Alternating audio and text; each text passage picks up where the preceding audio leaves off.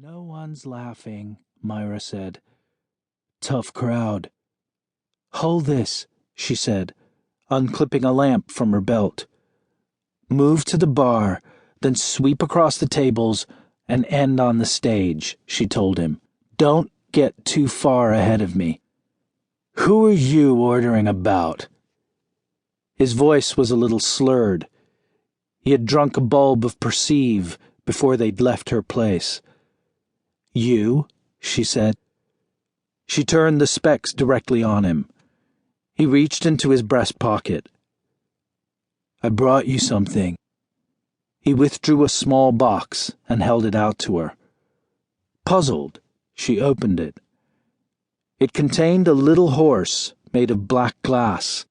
A tiny white blaze gleamed on its face. I had Val make it for you, Carey said. He's getting good, isn't he? He clearly intended it to mean something, but given how free Carey was with gifts, there was no way to know what.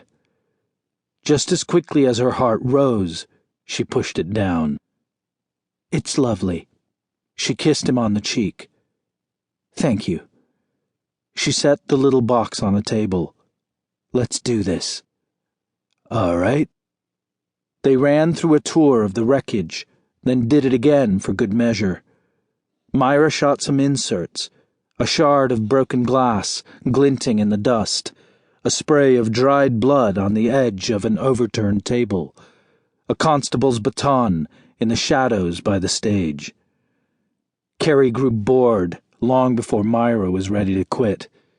He wasn't really a member of the discussion group, just a man a lot of members had slept with, or wished they had. He rubbed 2 fingers across the floor and smeared grime across his nose. Hey, Mira, help me out.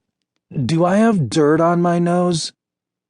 She came over and peered into his face. I can't see anything worth paying attention to.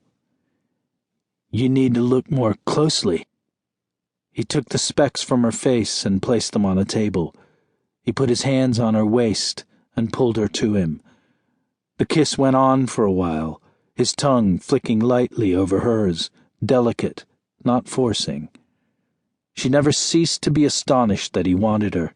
Still, it was no fun if it was too easy.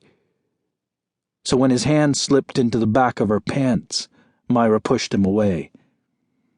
He lost his balance, but graceful as always, landed on his hands and bounced back up.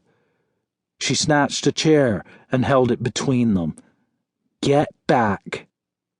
Faster than she could react, Carey seized a chair leg and twisted it out of her hands. She turned. He caught her shoulders.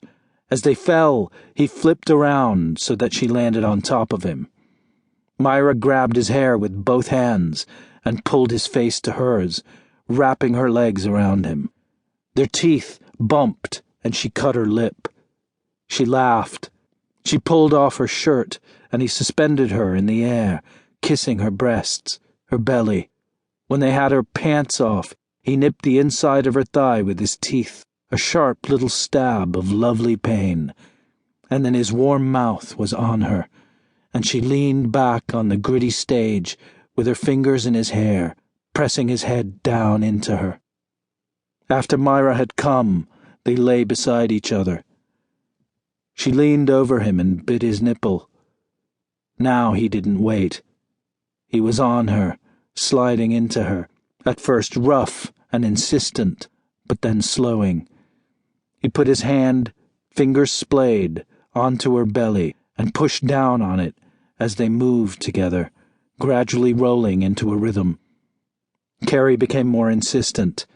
She could hear his breaths, and it built and built until he shuddered and came, and she did again, both of them spontaneously bursting into laughter. She rested her head on his shoulder, in the circle of his right arm. He was warm, and he smelled good. She placed the fingertips of her right hand against those of his left. Her hands were so much smaller than his, and darker. They might have been different species. Her mother would have told her how risky it was to get attached to a man.